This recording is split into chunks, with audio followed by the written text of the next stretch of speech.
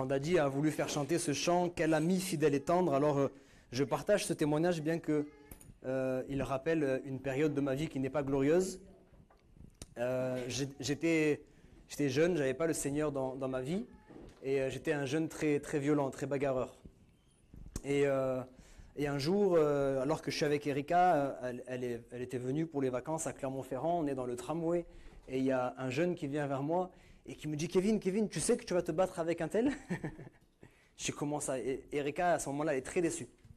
Daddy parlait de déception. Erika, à ce moment-là, elle est très déçue parce que je lui avais dit « Mais ça y est, c'est fini tout ça, j'essaye de changer mes fréquentations, etc. » Je dis « Mais qu'est-ce que tu me racontes? Moi, je ne connais même pas cette personne. » Il dit « Oui, tu vas y aller pour défendre l'autre, là. Il a dit que tu étais son ami. » Je dis « Qui ?» Il m'a sorti un prénom et un nom que je ne connaissais pas. Il dit « Oui, il dit à tout le monde que tu es son ami et que du coup, voilà, toi, tu vas y aller, etc. » Et j'ai été voir la personne, j'ai dit « Mais pourquoi tu dis que je suis ton ami ?» Il dit « Mais en fait, à chaque fois, tu es là, tu m'aides quand il y a besoin. » Je dis « Mais en fait, ça, c'est que dans un sens. Toi, tu dis que je suis ton ami, mais toi, tu n'es pas mon ami. Qu'est-ce que tu m'apportes, toi? Comment on se connaît? Qu'est-ce qu'on échange, toi et moi? » Alors ça, c'est juste une anecdote pour lui faire comprendre que, en fait, une amitié, ça va dans les deux sens. Et quand on sera au ciel, ce sont les amis de Dieu qui seront acceptés dans sa présence. Alors quelqu'un va venir en disant « Moi, je rentre. Hein. Moi, je suis un ami de Dieu, je rentre. Hein. » Et puis Jésus va arriver à la porte et dit « Bonjour, vous êtes qui ?»« Jésus, allez !»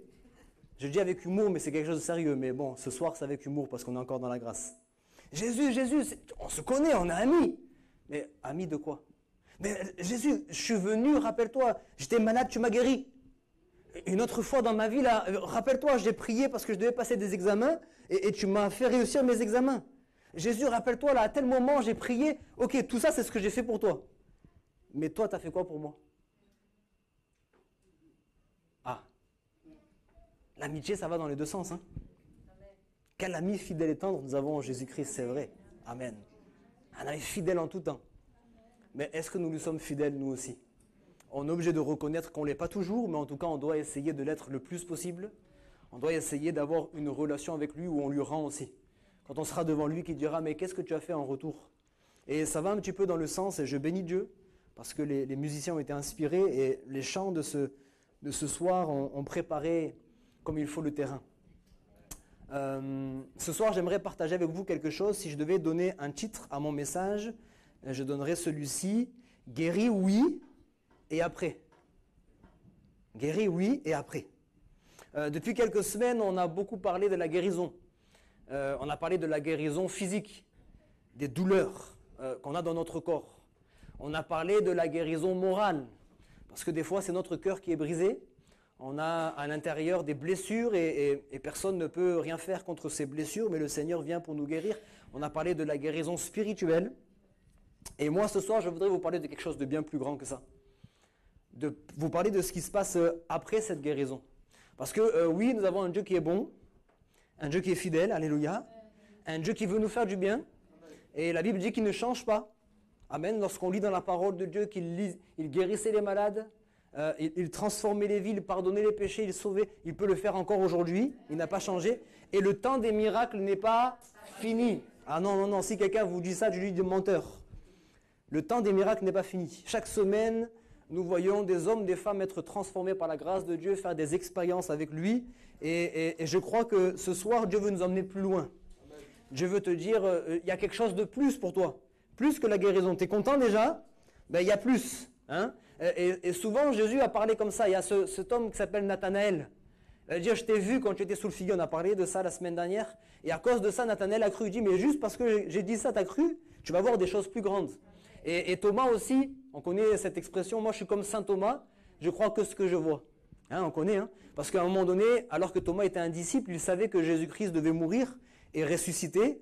Bon, on aurait peut-être fait la même chose quand il est mort, ils n'ont plus pensé à la résurrection, ils étaient complètement découragés. Mais Jésus va arriver, et il va traverser les murs, il va arriver, Dieu, moi c'est un fantôme. Moi j'arrive pas à croire que ce soit vraiment Jésus. Jésus lui dit, mais vas-y, mets tes mains, mets ton doigt là dans ma main percée, mets ton doigt dans mon côté, etc. Parce que Thomas, il a dit, moi, il faut que je touche, il faut que je vois vraiment pour croire. Et Jésus va lui répondre, toi, tu crois parce que tu as vu, heureux, bien plus heureux ceux qui croiront sans voir. Alléluia. Alors le Seigneur veut t'emmener plus loin ce soir. On va prendre différents exemples de la parole de Dieu, où on va voir des hommes, des femmes qui ont été guéris et qui vont aller plus loin avec le Seigneur. Alors, sans plus tarder, on fait une lecture dans le livre des Actes au chapitre 3, et nous allons lire ensemble du verset 1er au verset 8. Actes chapitre 3, du verset 1er au verset 8.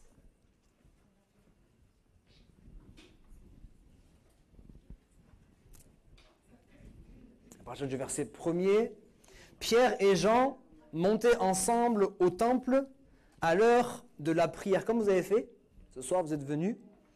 C'était la 9e heure, il y avait un homme boiteux de naissance qu'on portait et qu'on plaçait tous les jours à la porte du temple, appelé la Belle, pour qu'il demandât l'aumône à ceux qui entraient dans le temple. Cet homme, voyant Pierre et Jean qui allaient y entrer, leur demanda l'aumône. Pierre, de même que Jean, fixa les yeux sur lui et dit « Regarde-nous ». Et cet homme les regardait attentivement, s'attendant à recevoir d'eux quelque chose.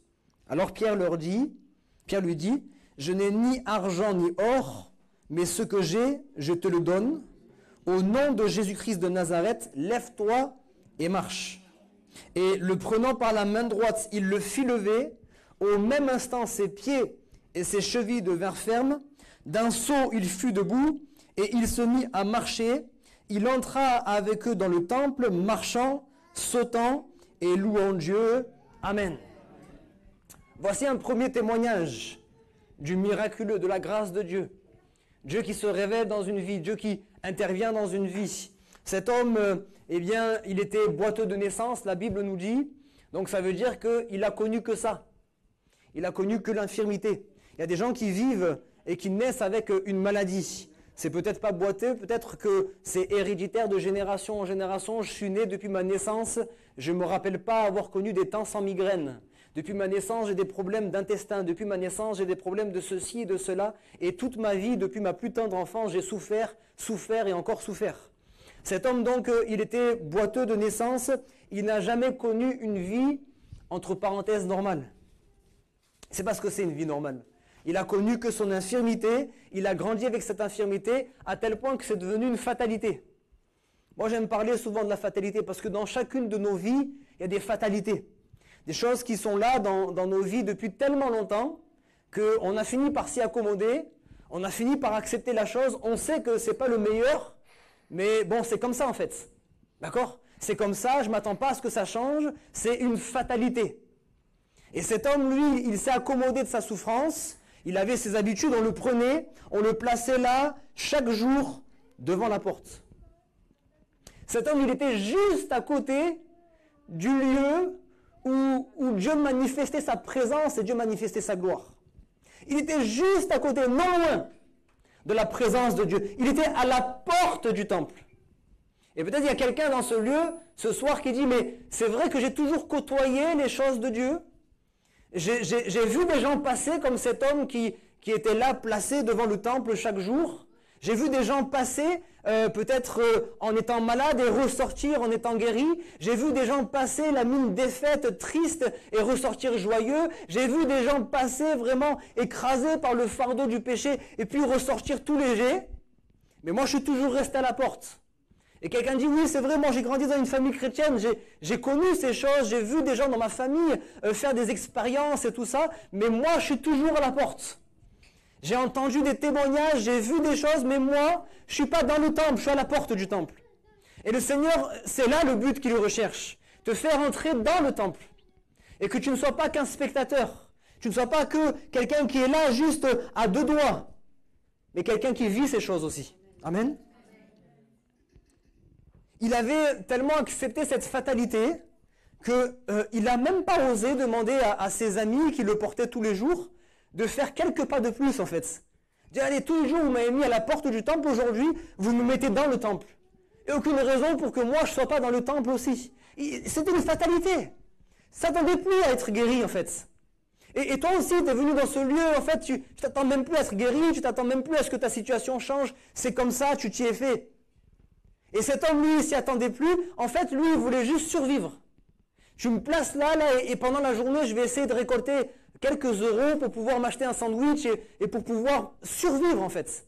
Et il y a des gens qui, malheureusement, tout au long de leur vie, ils survivent. Ils ne savent pas ce que c'est que d'avoir une vie épanouie. Et peut-être aujourd'hui, tu as tout ce qu'il faut pour être épanoui, mais malgré ça, c'est comme si ton cœur il est encore vide. Tu as ta famille, tu as tes amis, tu as la santé, tu as tout ce qu'il faut, mais ton cœur il est encore vide, ton cœur il est encore là, sec, et tu sais pas ce qui te manque. En fait, ce qui te manque, c'est la présence de Dieu. Ce qui te manque, c'est simplement que Dieu entre dans ton cœur. Et il faut que tu acceptes de laisser tomber cette fatalité. Et que tu rentres dans le temple. Dieu ne t'a pas créé, parce que Dieu t'a créé. Hein. Ce sont tes parents, bien sûr, qui étaient à la base, mais Dieu t'a créé, Dieu te voulait. Et Dieu t'a pas créé, t'a placé sur cette terre pour que tu survives. Dieu t'a placé sur cette terre pour que tu sois en communion avec lui et que tu vives une vie épanouie. C'est possible. Et c'est ce qu'on ne cesse de prêcher chaque semaine. C'est ça la bonne nouvelle. L'évangile, ça veut dire bonne nouvelle. On est là pour prêcher une bonne nouvelle, pour dire ta vie, elle n'est pas vouée à l'échec. Ta vie, c'est pas juste souffrance et souffrance. Tu peux vivre une vie épanouie. Avec des épreuves, avec des soucis, mais une vie quand même épanouie. Alors cet homme, comme je l'ai dit, il ne s'attendait même plus à vivre la joie. Il voulait juste survivre. Juste survivre. Il était capable de faire la différence entre ceux qui entraient dans le temple et lui qui restait à la porte du temple. Et si vous vous étiez assis à côté de lui à un moment donné pour dire un petit peu qu'est-ce que tu ressens, il vous aurait dit, en fait, ces gens qui passent, c'est normal, ils le méritent. Ils sont meilleurs que moi.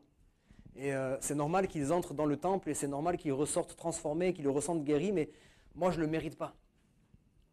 Il vous aurait certainement dit, si j'en suis là aujourd'hui, c'est que j'ai certainement fait quelque chose de mal. Et j'ai que ce que je mérite. J'ai fini par accepter. J'ai fait quelque chose de mal. Souvent, on s'est dit ça. Hein. Qu'est-ce qu'on a fait au bon Dieu pour mériter ça? Parce que la religion nous a ancré dans notre esprit là que s'il m'arrive une tuile, il m'arrive un problème, c'est Dieu qui me punit. Donc j'ai un problème, qu'est-ce que j'ai fait? Tout de suite, c'est mon premier réflexe. Qu'est-ce que j'ai fait pour décevoir Dieu et pour que Dieu me punisse? Mais en réalité, il n'en est rien. Dieu ne veut pas tenter les gens. Dieu ne veut pas éprouver les gens. Dieu permet certaines fois des situations. Dieu permet des situations. Et j'ouvre une parenthèse. Vous avez prié pour mon petit frère qui va venir pendant ce week-end. Dieu va faire des belles choses pendant ce week-end pour lui. Je vous dis ça parce que tout laisse envisager que ça va être un week-end vraiment difficile. Il va mal. Il va vraiment mal. Mais sauf que je crois que parce qu'il va mal, il va se passer des belles choses. Parce que des fois, Dieu permet qu'on passe des moments tellement, tellement terribles qu'on est brisé, on ne sait plus, tout est en train de s'effondrer autour de nous, on ne sait plus quoi faire, on ne sait plus sur quoi s'appuyer, et c'est à ce moment-là que Dieu intervient. C'est à ce moment-là que la main de Dieu est tendue, et que celui qui veut la saisir peut être sorti de la situation dans laquelle il se trouve. On a besoin de comprendre ça. On a besoin de comprendre ça. Cet homme, il vous aurait dit certainement, moi je suis né dans la mauvaise famille. C'est connu, dans ma famille, il y a des malédictions. Dans ma famille, c'est comme ça, il y a des malades. C'est anormal le nombre de malades qu'il y a. Dans ma famille, c'est connu, il y a des cancers en génération, cancer de la gorge de génération en génération. Dans ma famille, c'est connu.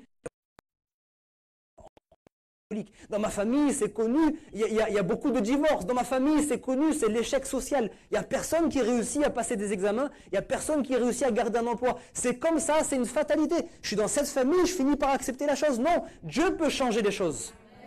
Et Dieu t'a attiré dans ce lieu ce soir pour que les choses changent. Il est en train de te dire, moi j'ai un plan qui va contre ce plan-là. Je peux changer les choses. Amen. Dieu va faire des belles choses. Amen. Sois encouragé. Dieu va ouvrir des portes. Le Seigneur, il est là, il veut ouvrir des portes devant nous. Des portes qu'on ne peut pas ouvrir par nous-mêmes. C'est lui qui les ouvre. Il les ouvre en son temps parce qu'il veut que ce soit une expérience. Il ne veut pas que tu vis ta vie tout simplement par toi-même. Hein? J'ouvre une autre parenthèse. Avec l'association, depuis 1 an, on essaye de faire des choses, etc. On a essayé d'être en contact avec ceci, avec cela. Ascension, vraiment, nous a beaucoup aidé. Et en fait, on avait tout ce qu'il fallait pour avoir toutes les portes ouvertes. On pouvait rencontrer l'adjointe au maire, on pouvait rencontrer ceci, cela, machin. Ça n'a pas fonctionné. Ce n'était pas le temps de Dieu. Mais vous avez prié mercredi. Hein.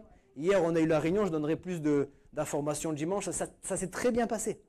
Et là, vraiment, je vous le dis, hein, si les portes ne s'ouvrent pas, c'est qu'il ne faut pas qu'elles s'ouvrent pour l'instant. Parce que tout est là pour que ça fonctionne. Dieu est en train de préparer les choses. Amen. Dieu est en train de préparer les choses tranquillement mais sûrement. Et on a besoin vraiment d'entrer dans ces choses-là. Alors ce jour-là, cet homme, comme d'habitude, il va croiser plusieurs personnes qui vont entrer au temple. Et il va croiser 2 personnes qui sont un peu différentes. Ce n'est pas des religieux, comme il a eu l'habitude de voir passer.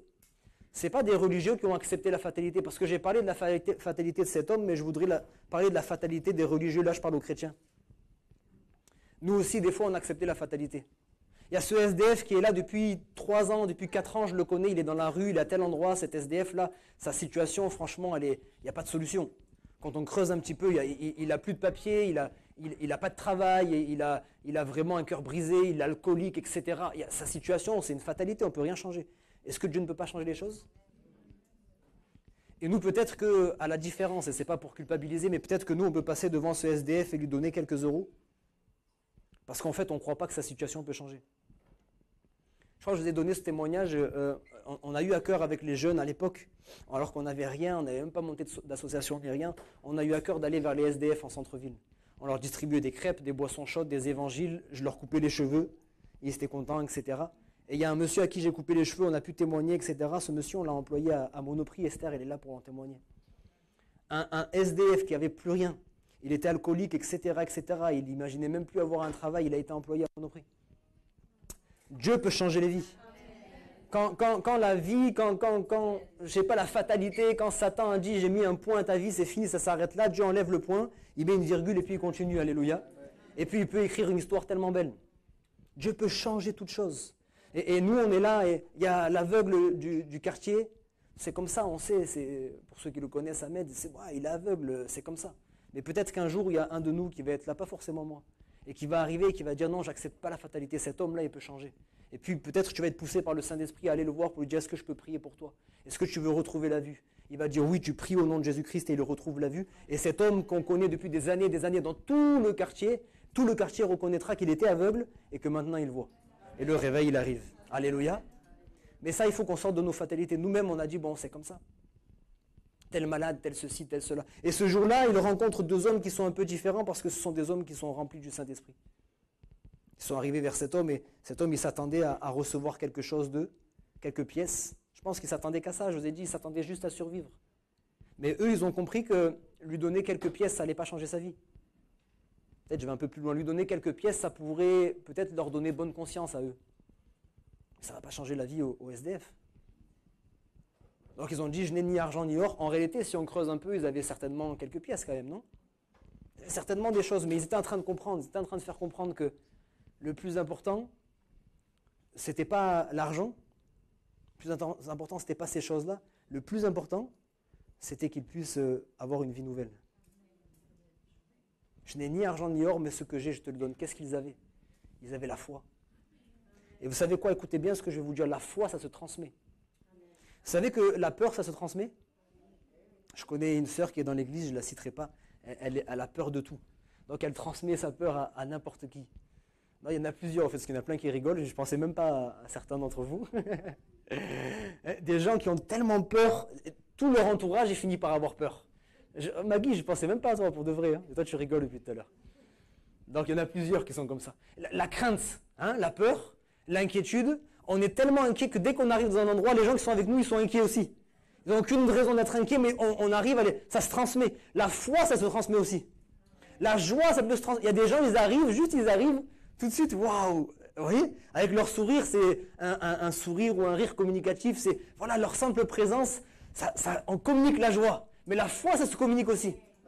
La foi et la peur, c'est des ennemis. Et s'il y a des gens qui viennent, qui communiquent la peur, volontairement ou involontairement, nous, on doit venir pour communiquer la foi. Pour dire non, mais la situation, elle peut changer. Arrête de rester dans ta fatalité. Arrête de rester enfermé dans ta situation. Pense que Dieu peut faire les choses. Dieu, il n'y a rien qui lui est impossible. Arrête de rester fermé. C'est toi qui limites Dieu. Il te sera fait selon ta foi. Alors commence à lever les yeux un petit peu. Regarde au-dessus de la montagne. Il y a un Dieu qui est plus grand que la montagne. Alléluia. Arrête de regarder à ta montagne. Arrête de regarder à la maladie. Arrête de regarder à la situation que tu traverses. Regarde à celui qui peut changer la situation. Et il ne va pas attendre demain pour la changer la situation. Il peut le faire maintenant. Il dit venez à moi. Venez à moi, vous tous qui êtes fatigués et chargés. Je vous donnerai du repos. Je vous donnerai la paix, je vous donnerai la guérison. Il veut le faire ce soir. Il veut le faire ce soir. Ce que j'ai, je te le donne, la foi, une autorité, un mandat qu'on a reçu en tant que chrétien. Je vous donne le pouvoir de guérir les malades, le Seigneur a dit. Je vous donne le pouvoir de marcher sur les démons, je vous donne le pouvoir. Il nous a donné une autorité, il nous a donné un mandat. Il dit, allez, allez et faites. On a reçu un nom aussi, le nom de Jésus. On peut rencontrer n'importe quel nom. Souvent, je dois aller faire des visites, soit dans des endroits qui ne sont pas très rassurants, au Liseron, au Moulin, etc., où je ne connais personne. Bon, en tant qu'homme, je ne suis pas forcément rassuré. Il ne faut pas se dire, ouais, il a grandi dans un quartier. Oui, mais mon quartier, c'est mon quartier. Eux, je ne connais pas. Il y a des endroits où je ne suis pas rassuré. Je ne sais pas ce que je vais trouver là-bas. Mais je sais que celui qui m'accompagne là, c'est celui qui est au-dessus de tout. Des fois, on m'appelle, on me dit, pasteur, il faut venir parce que je suis tourmenté par des démons, il y a des manifestations dans ma maison, etc. Je ne sais pas ce que je vais trouver. Je ne sais pas quelle sorte de démon c'est là-bas. Je ne sais pas s'il y en a un, s'il y a une légion, si, comme les cafards. Mais je sais que le nom de Jésus, c'est le nom qui est au-dessus de tout le monde. Si j'y vais en mon nom à moi, ça va chauffer, c'est compliqué. Si je vais au nom du pasteur Frédéric Lenormand ou au nom de tel autre homme, ça va être compliqué pour moi. Mais je viens au nom de Jésus. Et le nom de Jésus, c'est le nom qui est vainqueur. Alléluia. On a reçu un nom. On a reçu une vie. Et cette vie-là, elle se transmet aussi. La vie, il a transmis la foi, il a transmis la vie qui était là, son corps était comme en train de mourir, il a transmis la vie. Cet homme qui est en train de survivre va connaître maintenant la vie. Alors j'ai pris le temps de dépeindre le tableau, de parler encore de cette réalité de la guérison, parce que peut-être ce sera le cas pour quelqu'un ce soir. Mais le plus important, le centre de mon message, c'est maintenant. Cet homme a été guéri, oui, mais qu'est-ce qui s'est passé après? Est-ce que cet homme, il est rentré chez lui en disant, voilà, c'est super, maintenant j'ai un témoignage à raconter. J'étais malade, j'ai été guéri, ouais, moi je connais les églises là, j'ai passé des bons moments, etc. C'est juste pour raconter un témoignage. Est-ce qu'il est retourné dans sa vie pour continuer sa vie encore mieux, quoi? Encore mieux, maintenant je vais profiter de la vie, j'ai perdu, je sais pas, X années de ma vie, maintenant je vais aller voyager, etc. Je n'ai que faire de Dieu. Qu'est-ce qu'il a fait tout de suite? Il s'est levé, et lui qui était à la porte du temple, il est entré dans le temple. Alléluia. Il a commencé à louer le Seigneur. Il a commencé à remercier Dieu. Et il y a une pensée pour quelqu'un ce soir. C'est que il y a la foi dans ton cœur. Tu sais que tu peux être guéri, mais en même temps, ta maladie te permet de toucher une somme d'argent. Et si tu es guéri, tu vas perdre cette somme d'argent. Il va falloir que tu retournes travailler. Et c'est comme si tu résistes à cette guérison-là parce que tu as peur. C'est pas que tu en veux à Dieu, c'est pas que tu veux essayer de tromper Dieu, mais c'est comme si tu as peur. Et le Seigneur il te dit non, mais si je te guéris, c'est parce que justement je veux que ta vie elle change. C'est plus que la guérison. Tu vas être guéri, mais tu vas reprendre le travail, tu vas reprendre une vie normale, mais je vais t'ouvrir des voies. Amen. Et il faut vraiment qu'à partir de ce soir, tu acceptes la guérison. Amen. Je ne sais pas pour qui il y a cette pensée, mais je crois que le Saint-Esprit te convainc maintenant. Amen. Cet homme est entré dans le temple. Il n'a pas quitté la présence de Dieu. Combien de fois on a vu des gens comme ça? Ils sont guéris, on se dit, eux, là, avec ce qu'ils ont vécu, ce sera les premiers à l'église la semaine prochaine. C'est eux qui seront devant la porte avant tout le monde. C'est eux qui vont commencer à prier les premiers, etc. On ne les voit plus jamais. Comme dirait Loulou ou Walou. C'est fini. Il n'y a plus rien. Et en fait, c'est tellement déchirant à l'intérieur, parce qu'on se dit, mais cette personne, elle n'a pas compris, en fait. Elle s'est contentée de tellement peu, alors que Dieu voulait donner tellement plus. Si c'était que ça, tant mieux, tu as reçu, tu peux repartir, mais Dieu veut beaucoup plus que la guérison. Dieu veut que maintenant tu aies une présence, une communion avec lui. Tu étais à la porte, et tu vivais les choses de loin, tu étais juste spectateur des choses. Tu entendais parler des choses de Dieu, tu entendais parler des miracles, etc. Mais maintenant, tu peux vivre ces choses. Tu peux avoir la vraie vie de Dieu. Tu peux connaître l'épanouissement, tu peux connaître des choses extraordinaires, et toi, tu te contentes de peu, tu retournes faire ta vie, et tu retournes dans tes occupations, et tu oublies Dieu. Jusqu'à la prochaine tuile, parce que la prochaine tuile, elle va arriver encore. Il y aura une prochaine tuile, parce que la guérison, ce n'est pas quelque chose qu'on garde. La guérison, c'est Jésus. Ce n'est pas de la magie. Quand on prie pour vous, on prie au nom de Jésus, c'est parce que Jésus vient dans votre vie que la maladie s'enfuit. Parce que Jésus est là que la maladie est obligée de fuir. Parce que Jésus est là que les démons sont obligés de fuir. Parce que Jésus est là que les péchés sont pardonnés, etc. Mais si vous enlevez Jésus, la maladie revient. Les démons reviennent. Les situations difficiles reviennent. Voilà pourquoi il faut que maintenant tu arrêtes de faire le yo-yo spirituel. Un coup oui, un coup non. Un coup à la porte, un coup dedans, un coup à la porte, un coup dedans. Non, fais comme cet homme, rentre dans le temple et commence à louer Dieu. Commence à louer Dieu parce que louer Dieu, c'est pas facile. Hein. Devant tout le monde, commencer à prier, ça n'a jamais été facile pour personne. Je ne crois pas qu'il y a quelqu'un qui a dit ouais, aujourd'hui je vais prier. On a tremblé. On a tremblé. On a peur de bégayer, d'accrocher des mots, on a peur que les autres ils se moquent de nous, etc. Mais dernièrement, c'est un jeune qui a dit ça là, lors d'une réunion, et j'ai trouvé qu'il avait raison. Il a dit, voilà, on était une cinquantaine de jeunes, il dit, vous allez lever la main, dites-moi, levez la main les personnes qui se sont déjà moquées de quelqu'un qui a prié pour la première fois. Soyez sincères. Il n'y a pas une seule main qui s'est levée, au contraire. Tout le monde a dit, non, c'est bien d'entendre des personnes nouvelles prier. Au contraire même, on les encourage. Au contraire, voilà, même si elle a accroché des mots, on s'en fiche, on se dit, waouh, c'est bien, la personne, elle a prié. Il n'y a personne qui se moque. Vous, les premiers, vous n'allez pas vous moquer des gens qui prient pour la première fois. Alors pourquoi on se moquerait de vous? Parce que le diable veut nous tenir liés. J'ai rencontré une jeune, j'essaie toujours de faire attention, parce que voilà, les messages sont sur Internet. J'ai rencontré une jeune, je ne cite pas son nom, comme ça au moins ça reste anonyme. Et j'ai prié pour elle, elle a une vie vraiment catastrophique. Je ne peux pas rentrer dans les détails, mais imaginez le pire, et je pense que vous n'êtes pas trop loin de ce qu'elle a vécu. Elle a 21 ans, elle a une vie vraiment catastrophique. Quand je vous dis le pire, vous savez de quoi je peux parler. Et cette jeune fille, moi personnellement, Kevin, j'étais décontenancé devant elle. Elle était en train de me raconter sa vie, elle était en train de me raconter sa souffrance, sa misère, etc. Et je disais, mais comment on peut s'en sortir quand on a vécu tout ça à peine à 21 ans? Et puis après, je lui ai parlé de ce que Jésus était capable de faire. Je dis, moi, je peux que imaginer, essayer de comprendre la souffrance que tu as vécue, mais Jésus, lui, il l'a connue. Il a connu cette souffrance et il a pris cette souffrance sur la croix pour que tu puisses t'en débarrasser toi. Et je prie pour cette jeune fille. Et, vous savez, il faut qu'on soit conduit par l'esprit. Je parle aux chrétiens.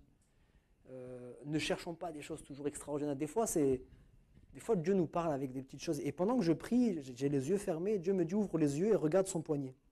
J'ouvre les yeux, je regarde son poignet. Et c'est écrit en anglais, don't talk. Pour ceux qui parlent l'anglais, ça veut dire ne parle pas.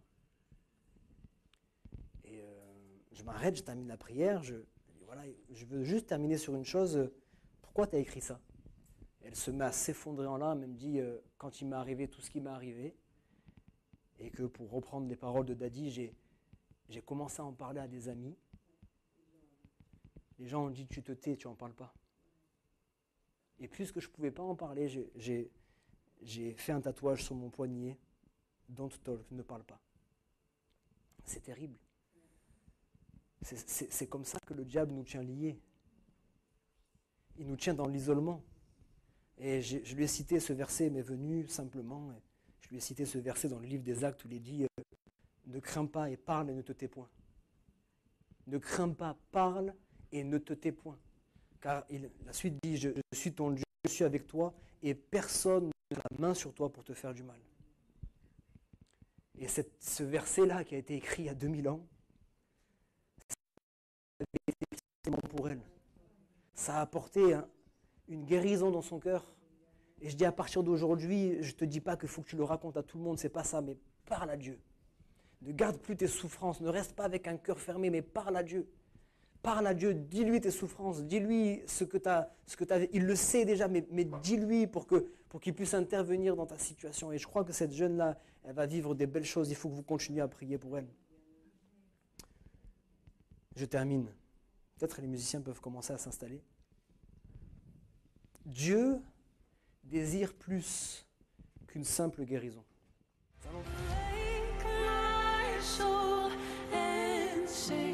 Sing his praise aloud.